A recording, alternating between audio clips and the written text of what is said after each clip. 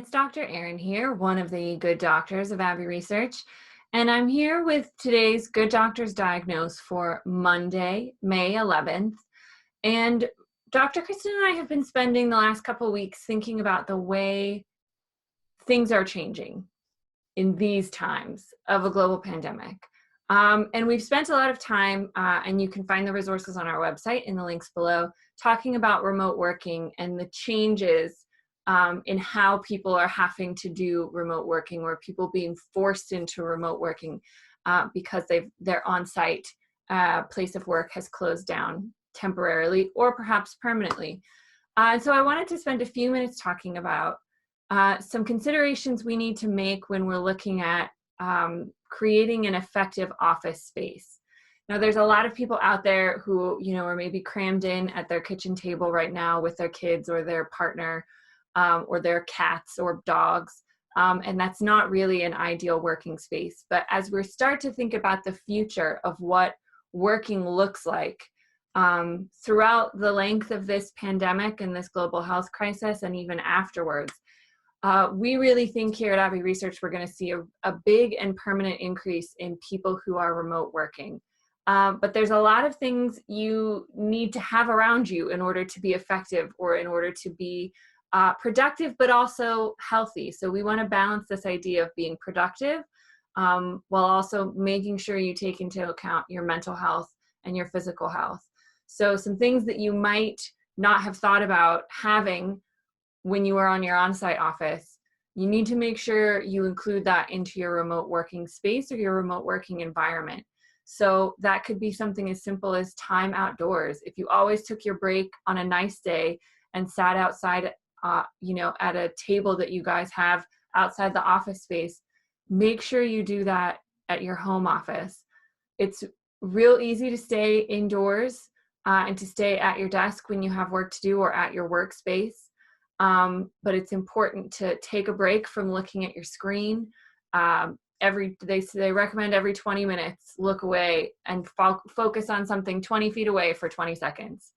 But there's a lot of things to consider about crafting an office space that will work for you. So do you need lots of things around you? Like I do. As you can see, I have pictures of family and friends, trinkets, books, pennants from Stanley Cups long ago. All of that stuff helps me, reminds me of, the things that I love doing and the people I love spending time with. And it is not a distraction for me in my workspace, but it could be for you. So do you need some blank wall space? Do you need space to write out ideas like on a dry erase board or a chalkboard? Think about the different tools that you have that you might just assume you have in your on-site office environment that you might need to build in your remote working space. Do you have a standing desk in your on-site office? How can you work standing into your remote office working in a creative way, or just by buying a standing desk? There's lots of things we need to consider: movement, stimulation, breaks, time for things that we enjoy, that we might have naturally built into our on-site work environment and our on-site work relationships. And we need to consciously think of it now. And for so many of the first few weeks of this crisis, we were literally in crisis management. Everyone was, people were sent home, businesses were closed, and a lot of people who work in office spaces were sent to work remotely, potentially with very little planning or preparation, because the crisis hit so quickly. But now we're getting into the stage of future planning and future forecasting. We're starting to think about what our office spaces need to look like for public health and safety regulations, but also what's the most effective use of that space? Why do we have offices, and how can we use them better? So there's a lot of things we're going to be talking about over the next couple of months as we work through these ideas. But I wanted to just present a few questions and a few things that I think you could be thinking about if you're looking at your future, including a lot more remote working possibilities.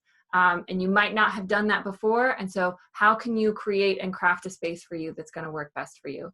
So that's what we have for today's Good Doctors Diagnose. Dr. Kristen will be back on Wednesday. Wherever you are in the world, I hope that you are as safe and as healthy as possible. We'll see you soon. Take care, everybody.